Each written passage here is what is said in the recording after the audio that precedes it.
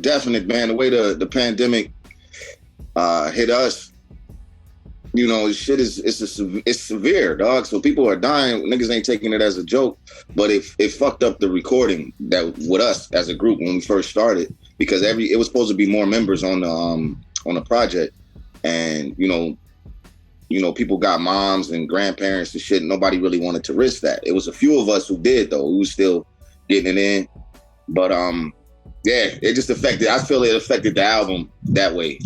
It would have been more flavorful with everybody on it had the pandemic not happened. No, we had that. We had it going before. It was just yeah, I mean, just a service, you know, as we're trying to brand ourselves, make it a brand more than just, you know, dropping records. We write records for people, you know what I mean? We produce for people, and we got videographers and shit like that on the team. So I think individually we have our own setups, own studios and stuff like that. I mean, for me, during the pandemic, it helped me get more creative because I had to sit in the box more. I had to focus more on, you know, what was going on around me. It slowed everything down. I mean, I'm not on the album as much as I should have been because of it. And, you know, but it allowed me to get more creative, get more sharp with my pen. I also do battle rap, so I was, you know, tapping into that lane as well, you know, during this whole process. And it's actually, you know, made me sharper for, you know, saying the music we're putting out now. So, but yeah, it just slowed everything down for us. But now we've adjusted somewhat, and the next album's gonna be crazy. I think for me personally, I just went back to my roots with it. You know, music has changed so much since I've actually started rapping that, you know, you kind of incorporate what's popping, what's trending right now. Your sound kind of dictates what's out right now. So I kind of went back to the roots. I started listening to old Wu-Tang tracks. I started going back to, you know, Ghostface and, you know, real lyrical content to be able to open up that door again. You know, you kind of get stagnated with your writing when you don't feel motivated. So I had to go back. I had to reestablish that fire to actually start to move forward now during this, 7-8 months we've been pretty much on lockdown.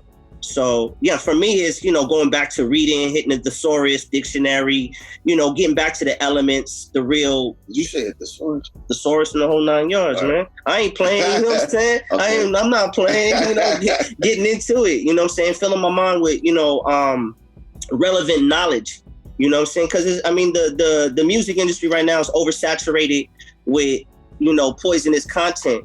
You know what I'm saying? Especially for this younger generation, that's what's popping because there's nobody overstanding that, telling them, hey, you know what I'm saying? You're walking a fine line with a lot of stuff right here, and it's actually, you know, creating a bad narrative. You know what I'm saying? It's taking hip hop into a whole nother direction again. So I just, you know, for me, I just felt like I needed to get back to the elements of it.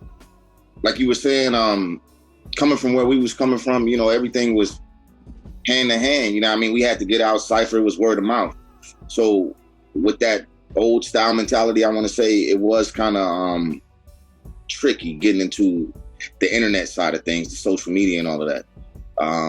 But it is definitely a perk to have. So we're blending the hand to hand style, you know, the exclusivity, like I'm saying, the album is only on one platform, the Bandcamp joint.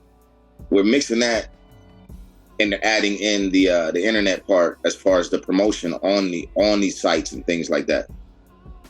So in my mind, I'll talk to a couple other cats, Grip, shout out to Grip, Grand Official, and I was telling them I feel good with the album being on one place because that's how it used to be back in the days. You see what I'm saying? He was saying, you can put it everywhere. It's more people, you know, to get it that way, but I think the exclusivity is what's lacking in the world where you can get anything at the drop of a dime. Click your finger. We can go to YouTube. We don't even have to buy the album. You see what I'm saying? So we're mixing both of those pretty much. I just think, young, we at this point we're just adapting to the situation right now. There's a lot more creative ideas that's going to come out of Reagan Era Records in terms of having like live content we're able to, you know, perform some live content, you know, streaming wise and everything. So in that manner, we're adapting to this situation right now. Don't know how long it's going to last for, but for right now, you know, we're definitely adapting during this situation right now.